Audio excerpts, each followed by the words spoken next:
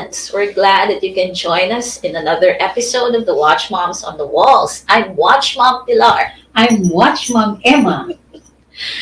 At ngayong umaga pala, Tama. we are going to discuss something na talagang tinesting kami sa mga tinuturo sa inyo in the past few episodes.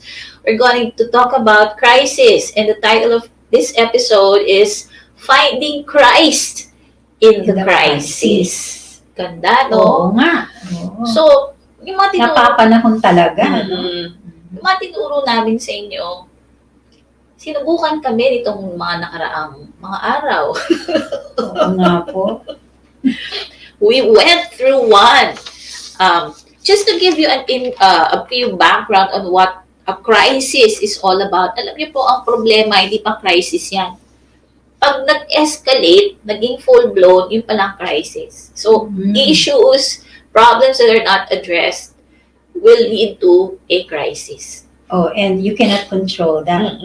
And there are two types. It's either natural or it's man-made.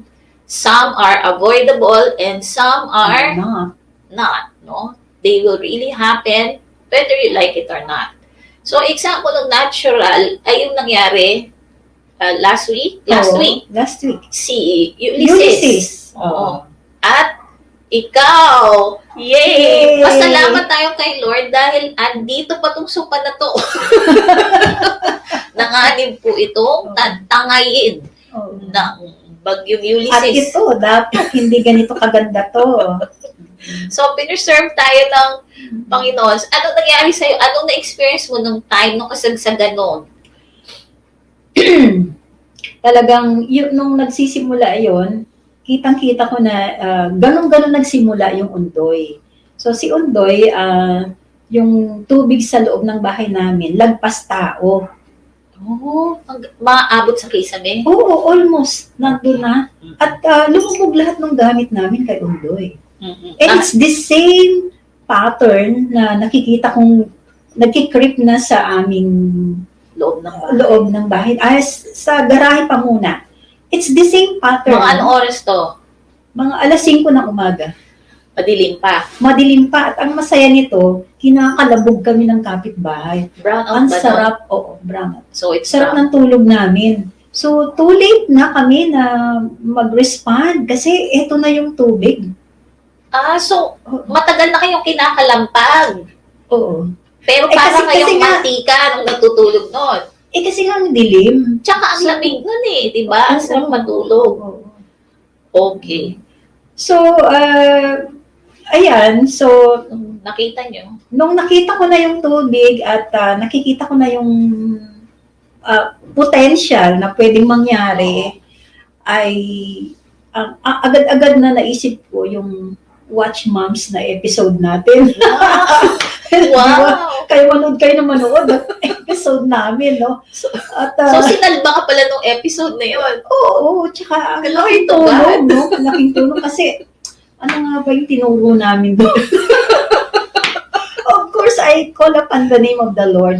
Pero ang isa sa parang tulong sa akin ng Espiritu Santo is to really discipline my mind. Wow! Kung ano ang iisipin ko nung moment na yun.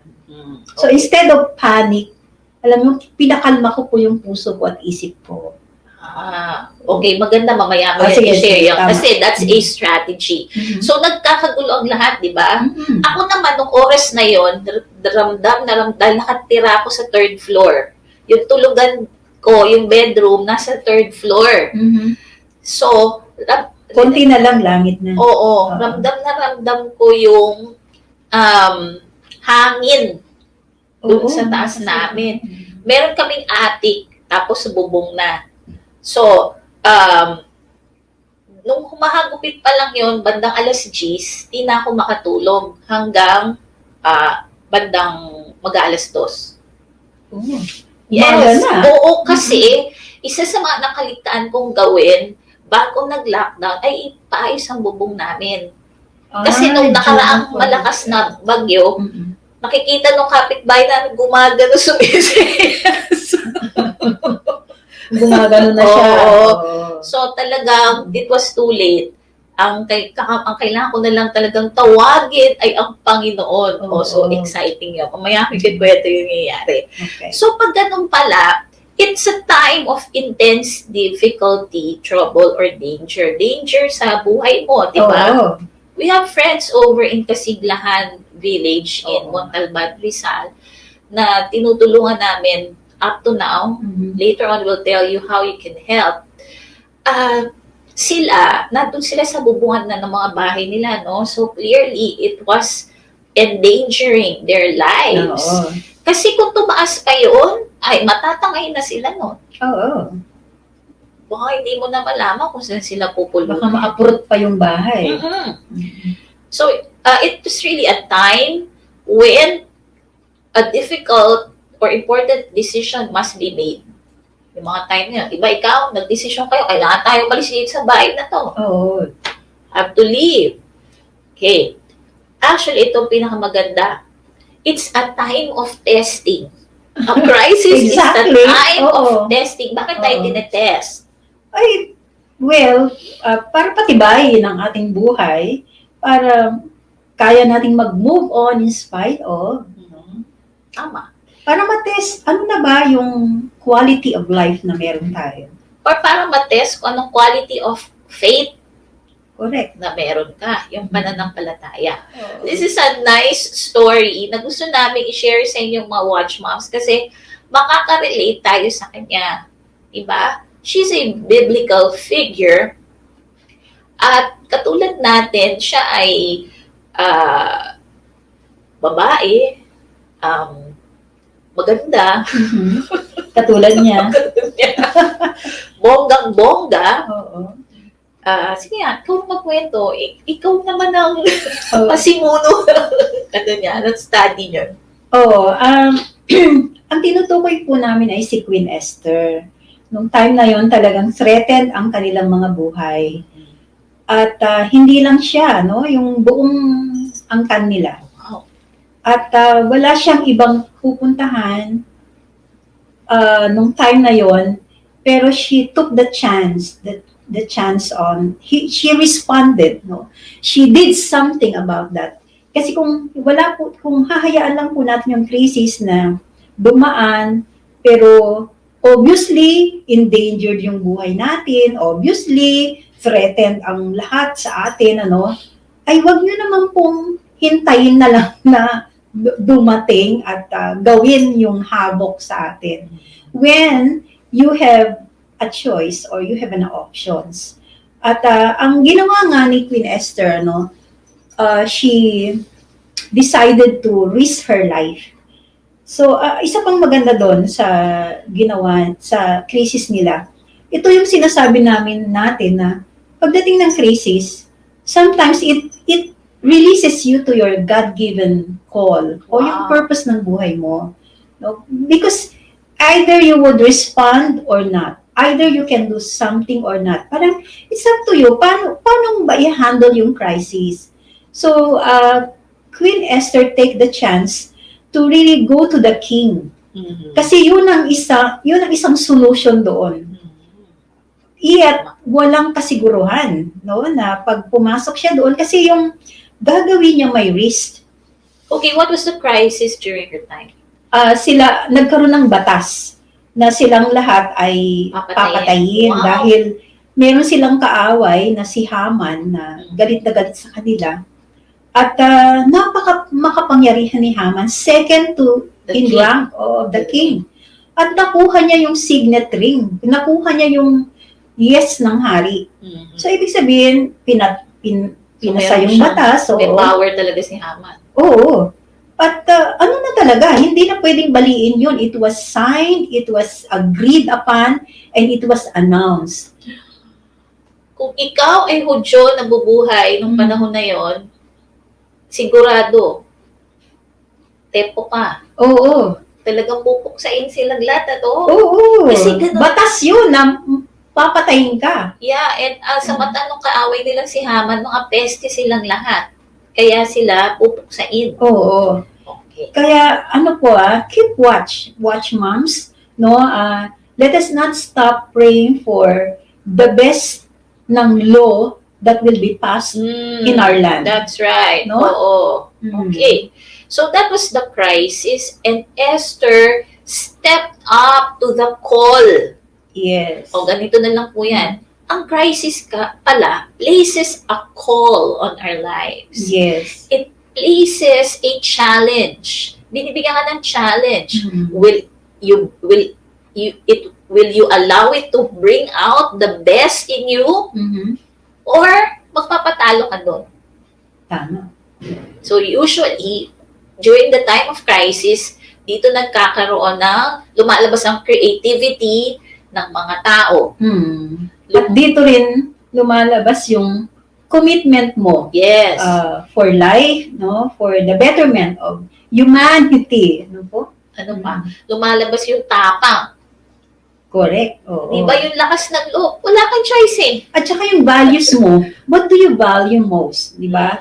Is it self-preservation or to be an answer dun sa crisis na nagaganap? Kasi may sinabi si Esther eh, if I perish, I I perish. Gagawin ko to, sabi niya, patay kung patay. Kaya na ba natin yun? Kaya natin yan bilang mga nanay. Kasi, di ba, bilang nanay, we will do everything for our children. Yeah. Oh, for our children. Yes. Kahit na hindi ka nanay, tatay ka man, o ikaw ay isang anak, because you love your family, you love people, you will give what is asked of you. Diba? No moment na yun. No matter what it takes, you will do your job. During that time, there was a call upon Esther's life, no? Nagkaroon siya ng calling ngayon. Nakita niya yung calling niya na she's more than just a pretty face. Yes. She was there for a reason.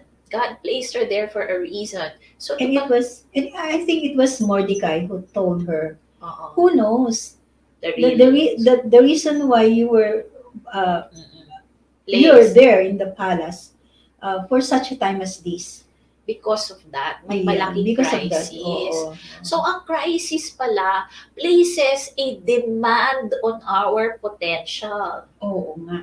Dapat gano'n natin yung tignan. Kasi ang potential is unused success, something that lies dormant in you. O tandaan niyo po yun, pag may crisis kayo sa buhay, that is a vehicle to draw out the potential in you, to draw out the best in you, kesa magpapadaig ka dun sa crisis. Tama. Because you are a creative being. You have the capacity to create, to bring change, yes, to bring solutions. Because that's how you have been designed by God. Oh, napakaganda po nun, ano? So, ito palang crisis na to is really to bring out, supposedly, the best in all of us. And yet, but most of the time, alam mo, if you would agree to really do something to bring solutions to a crisis, most of the time it will cost you your life, it will cost you your reputation, it will cost you what you have, no? Mga possessions mo. It's up to you. Kaya pala, masakit ang crisis. Makakaramdam ka ng kurot niyan sa puso mo habang dumadaan ka doon. Kasi it demands something from you. Yes. And nathi-threaten kasi yung mga personal goals mo because it's something unexpected. Diba? So, you see it as a threat to important goals. Kaya kailangan maging flexible tayo pag may crisis po. Be willing to change, no? Be willing to adopt, be willing to try something new. Correct. Okay. Tama yan. We're going to talk about change because crisis usually entails change. Exactly. On our part. Kasi, first of all, it's unexpected. It creates a feeling of uncertainty in you. Okay, at sabi ko nga kanina, threat siya sa mga importanteng goals ng buhay natin. Oo, katulad ng mga nawalan po ng trabaho o kaya nabawasan ng sweldo, meron kang hinuhulog-hulugan, di ba? Hindi mo pwedeng sabihin, teka muna po, crisis ha? Tigil ka muna. Oo. Hindi naman natin pwedeng sabihin sa Meralco, tigil ka muna, Meralco, ng pagsigil sa amin. Oo nga. Kasi, babawiin ni Meralco yun next month, next month, di ba? Oo. Matitigil lang yun pag kinuha ka na ni Lord. Hindi pa. Kasi may purpose ka pa. Marami kang pang gagawin. Masarap pong mabuhay, no? Of course, hindi masarap na merong crisis. Pero pag na-overcome po, sabi nga natin, yan ay season na, hindi naman magtatagal. Dadaan lang din po yan.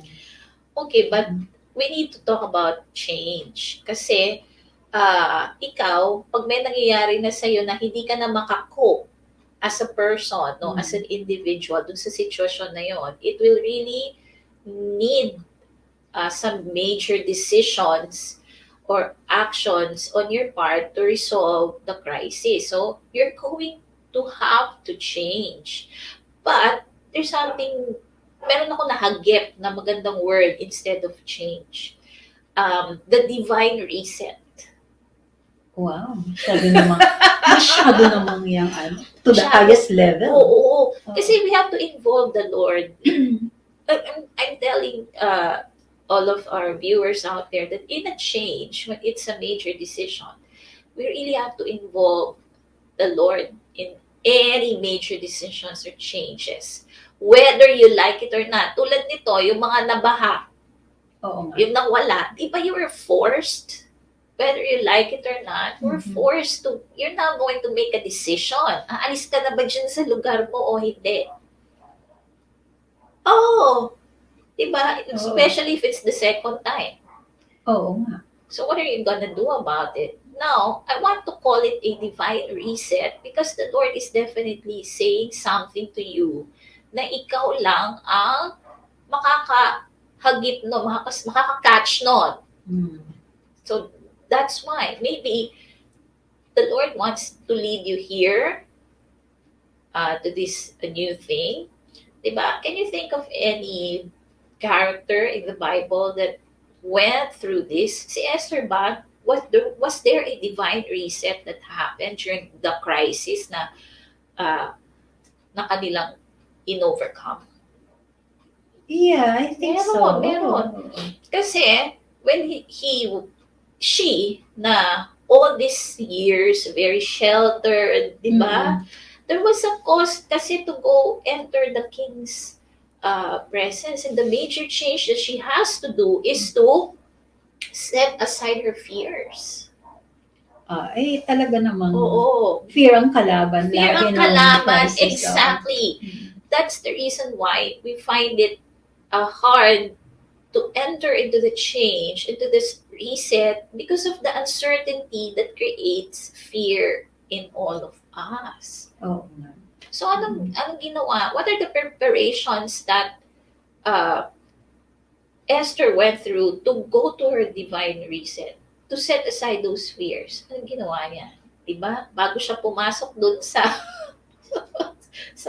hari, na hindi naman siya iniimbita, grabe yung preparation nila spiritually.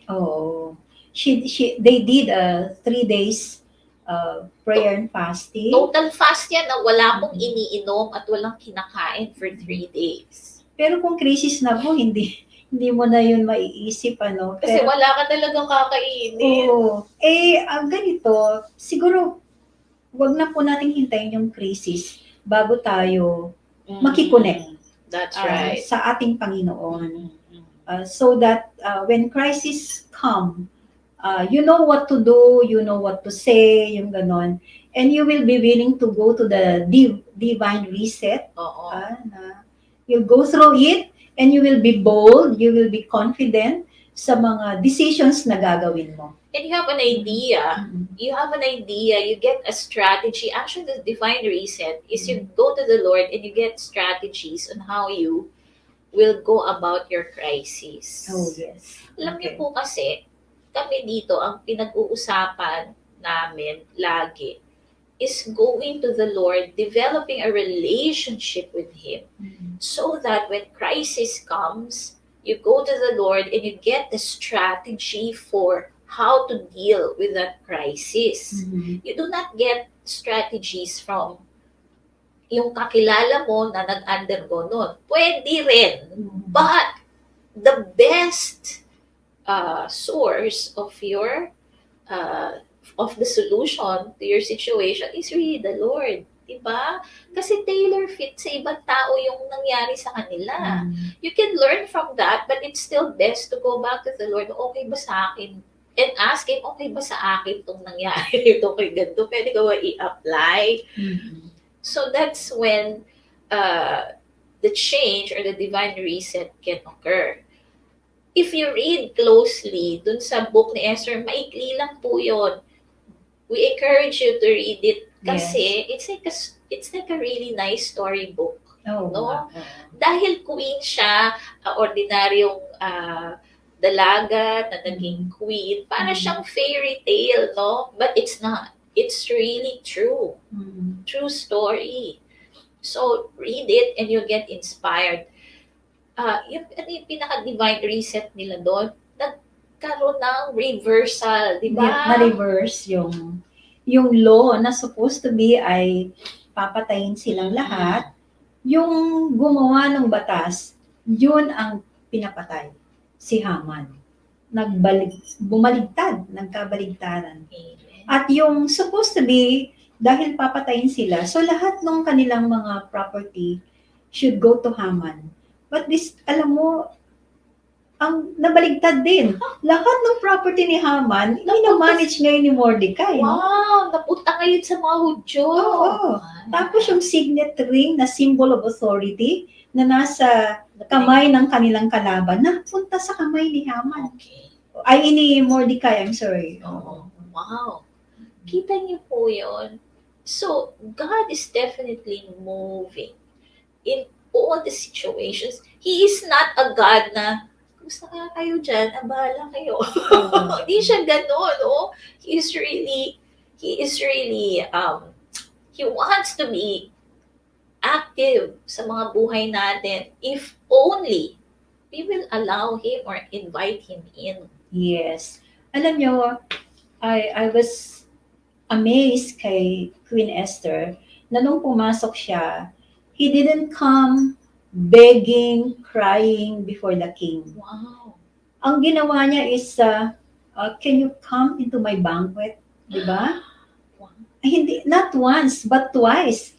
At pinilit pa siya ng hari, ano ba talaga yung kailangan mo? Ano ba talaga yung gusto mo? Napaka-grasyosa naman Oo. niya. You know, when I traced that, during the time na nandun siya sa harem, she was under Haggai, and Haggai means meditation. Yung name ni Haggai means meditation. And isa pa, ang name is, ang isa pang meaning ay word, salita.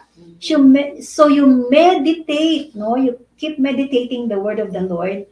And those are the words that God will use to talk to you, to save you, to tell you the strategy, what to do, diba? And to give you confidence.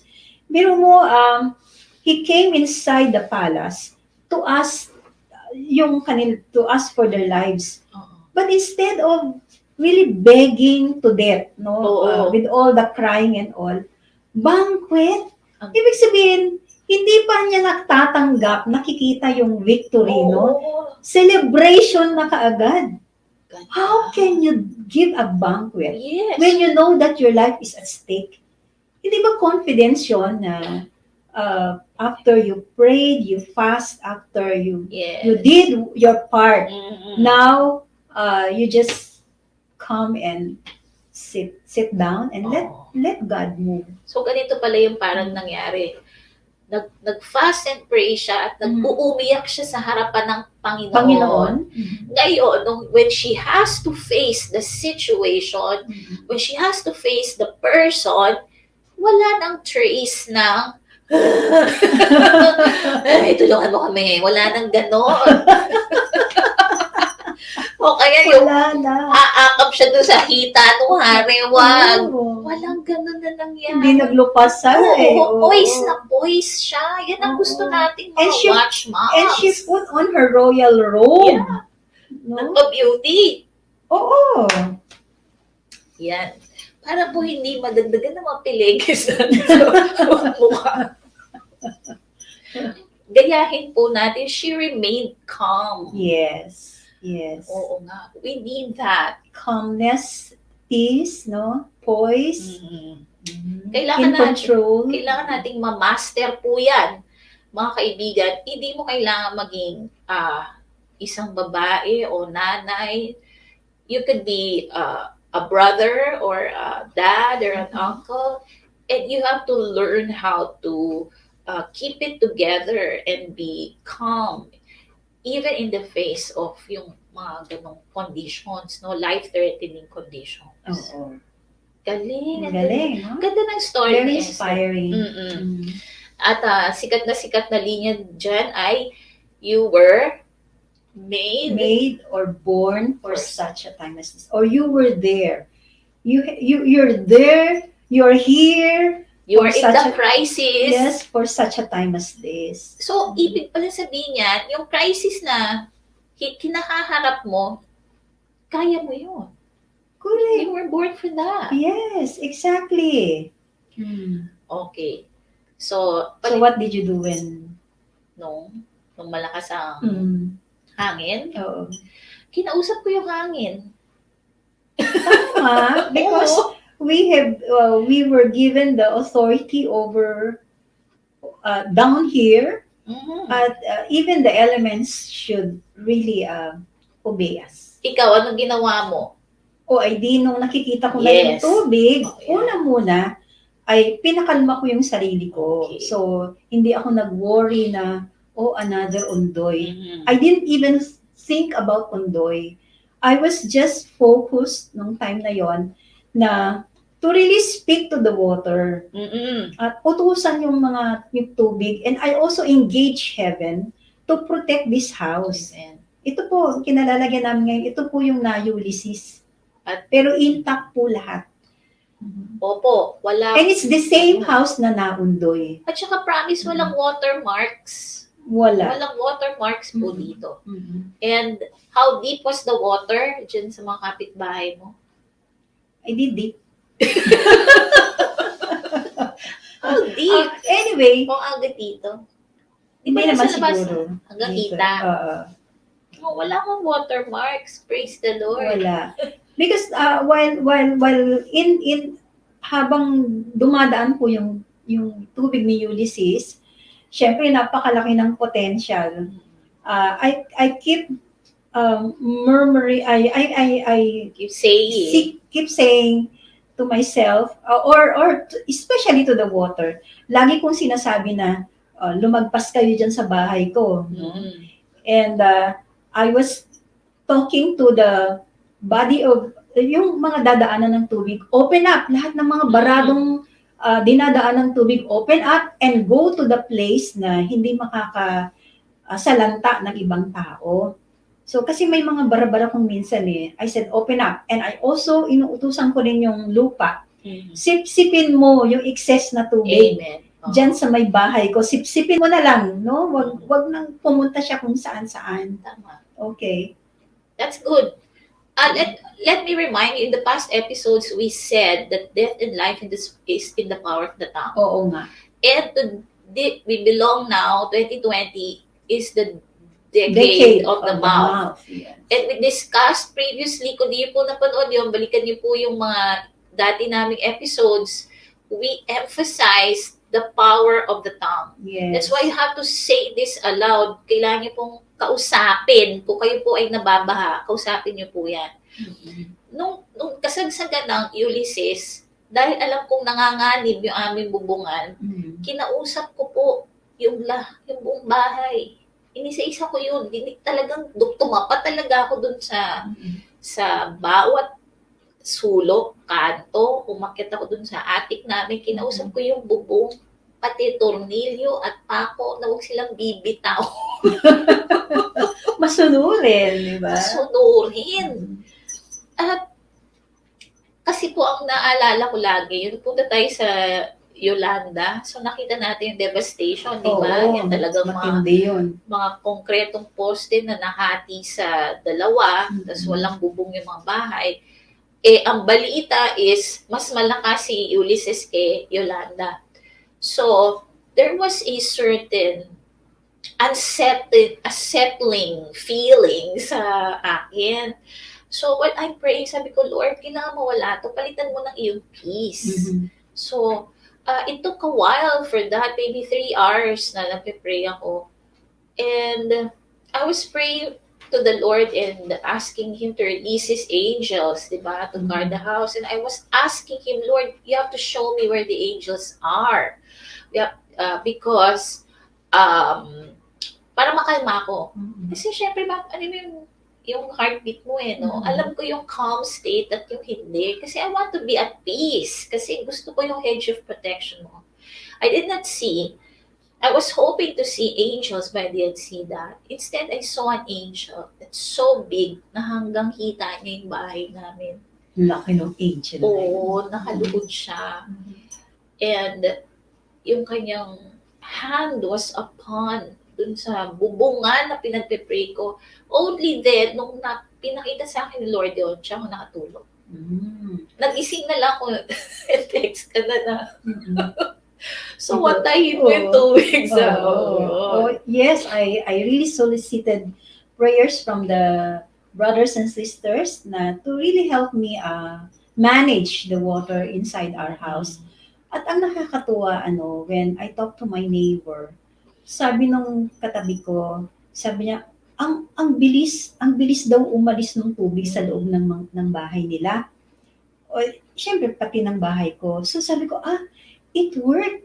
I was really declaring, inuutusan ko talaga yung mga dadaanan ng tubig, open up so that hindi magstay yung water sa amin ng matagal. Sabihin natin sa kanila, ang tapat po ng bahay niya ay creek. Oo. Isang rumaragasang creek po. Creek po yun. Nasa San Mateo Rizal po kami, no? So you have Sikat you have an po. idea na totoo po yung sinasabi namin that you can really validate, speak forth kung ano yung you can speak life to your surroundings, diba? Yes. And part of that is really halting destruction. Yes. Huwag niyo pong tatanggapin, no? Of course, talagang dahil po sa goodness ng Lord after ng Ondoy, I don't have, wala pa akong trauma nun. Yun lang, ang ayaw ko lang yung paglilinis after that. At saka yung lahat nga sira. But this time, alam niyo po, hindi po kayo maniniwala. Yung pong mga nakasabayan kong naundoy, hanggang lumagpas uli. Mas malala pa sa undo yung kanilang naranasan. Oh my. Pero hindi po ako natutuwa na ganun po ang naranasan nila. Pero I'm a testimony ng goodness, ng power ng declaration. Kaya nung pumasok po kami sa loob ng bahay namin, sabi namin, ito lang. Parang, kasi nung si Ondoy, expecting the worst. Oh my gosh! Talagang yung ref namin nasa sala. Talaga. Hindi, I mean, naghalo na. Hinaluka yung buong bahay. Hindi mo na makita kung nasaan na yung mga gamit na ganito. Nung pinakita mo nga yung picture, nung pagpasok nyo, parang dinilaan lang sila nung bahay. Opo. To God be the glory. It's very thin. Hindi nga mud na matatawag no? Parang lang, dumi lang ng konti. Para lang kaming pinilit na mag-general cleaning. Yun nga. Pero yung pong mga gamit namin, intact po silang lahat. That's a wonderful. Salamat po sa Panginoon. That's a wonderful thing because we have a wonderful God and we can always rely on the promises of the Lord. That's why you can really find Christ in the crisis. Oo nga. O, tsaka ito, pilitin niyo pong disiplinahin yung isip ninyo. So, pag krisis na po, ang dapat po na iniisip natin ay solution at hindi problema. Or, ang isipin po natin, ano yung gusto mo? So, gusto mo ba talaga nung baha? Na mabaha ka o Siyempre, hindi? walang So, may dapat gusto hindi, niyan. yung doon ka doon sa isip na magandang kaisipan. Aha. Na totoo naman po ang hirap gawin pag nandun na tayo sa sitwasyon. But it works po. It works. matters. It matters a lot. Yeah, because if you believe that God is the God of the impossible, then you should not be surprised. No? But Yun ang then mind natin. we got all the surprise of our life. No? We were really surprised na we were spared from yung devastation po ni Ulysses when it was far, far devastating than Undoy. Wonder of all wonder, we were spared. That's good. So, tatandaan niyo po, kung hindi po nagkabaha, hindi po niyo matitesting yung power ng inyong salita. No, it's really a testing time. So, bear with us. In conclusion, Yes. we want to tell you that we are actively involved, no, with the Dreamhub Unlimited Incorporated, which is a non-stock, non-profit, non-government organization that is actively helping not only yung mga tao sa Kasiglahan, but we go way back since 2010. So we were there in Giwan, Eastern Samar, during Yolanda. And again, we are doing relief efforts sa Kasiglahan, Montalban, Rizal. We also have an outreach with the ITAS, no, sa Zambales. And right now we're doing relief operations, and we plan to do debriefing with the Kasiglahan folks, and we want to extend our visibility sa kanila po para matulungan silang umahon psychologically and spiritually. So that malagpasan po nila yung kanilang pinagdadaanan ngayon. Oo, and it will not lead to depression or a sense of hopelessness. Actually, we have been working with Kasiglahan since yung Yolanda days, no? That was the first time that we encountered sila. Ay, Yolanda. Ondoy, sorry. Ondoy days. Yes. Tapos, because of that, nagkaroon ng Dreamhub noong 2010. Because of, yun nga, yung Ondoy na yun. At it was, maganda yung work namin with the community, and syempre, nagkaroon na naman ng isang testing time. So, this is not, we don't want to call it an unfortunate event, but we want to see this as a divine reset. No? Yes. That the Lord is really bringing all these people up to a higher level of knowing Him and trusting Him. Again. Yeah. And in Dreamhub, we would like people to dream again. When all things are Lost. Lost and against them, there's a power in a dream. Yes. So you can help us or help these people by through the channels that we'll be posting, no? Right now. Okay. We'll post Dreamhub accounts on the screen. So check it out.